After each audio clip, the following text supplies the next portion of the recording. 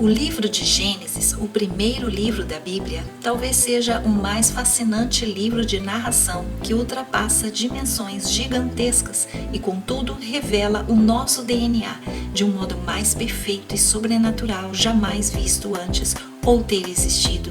Dentre muitas interpretações sobre a autoria, no entanto, a mais segura de todas as interpretações que rondam o assunto do livro de Gênesis é que o primeiro livro da Bíblia foi escrito por Moisés durante a peregrinação pelo deserto do Sinai.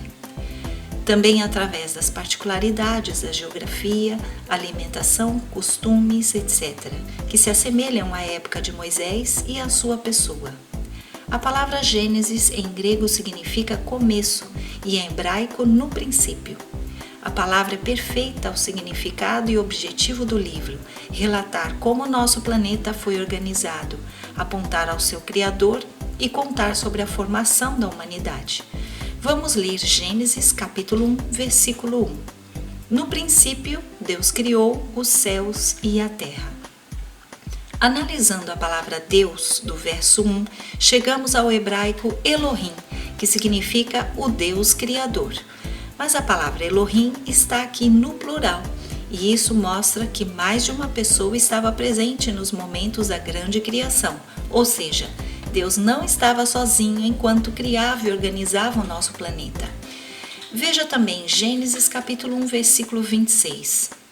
Então disse Deus: façamos o homem à nossa imagem, conforme a nossa semelhança. Então quem mais estava com Deus, criando e formando a terra? O texto do Novo Testamento, do Evangelho de João, capítulo 1, versículos 1 e 2, nos revelam quem era esta outra pessoa. No princípio era aquele que é a palavra. Ele estava com Deus e era Deus. Ela estava com Deus no princípio. E ainda João, capítulo 1, versículo 14.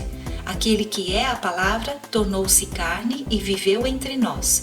Vimos a sua glória, glória como do Filho único do Pai, cheio de graça e de verdade.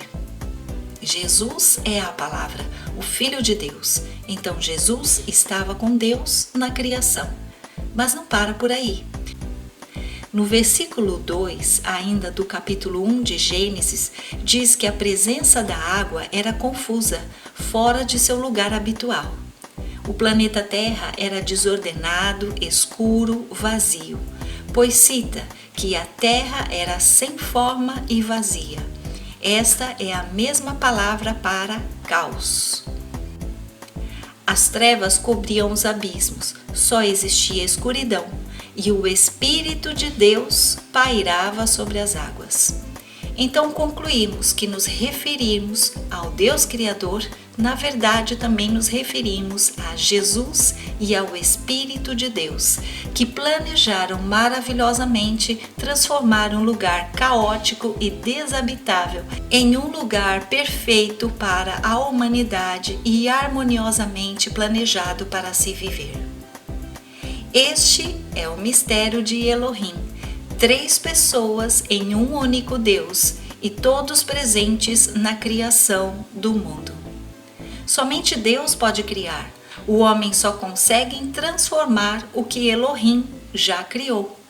Da mesma forma, ele faz conosco, é capaz de transformar qualquer pessoa, esteja esta vivendo de forma degradável, vazia e desordenada, e cria dentro dela um coração reto, firme e cheio de sua presença. Os capítulos 1 e 2 relatam de maneiras diferentes, porém ambas esclarecedoras desde o primeiro dia da criação. No primeiro dia, houve a separação entre o dia e a noite. No segundo dia, a separação entre o céu e as águas, que passaram a ficar embaixo dos céus. No terceiro dia, criou a terra seca e separou esta porção seca das águas, e criou nesta terra todo tipo de vegetação e sementes que dão frutos. No quarto dia, foram feitos todos os astros do céu.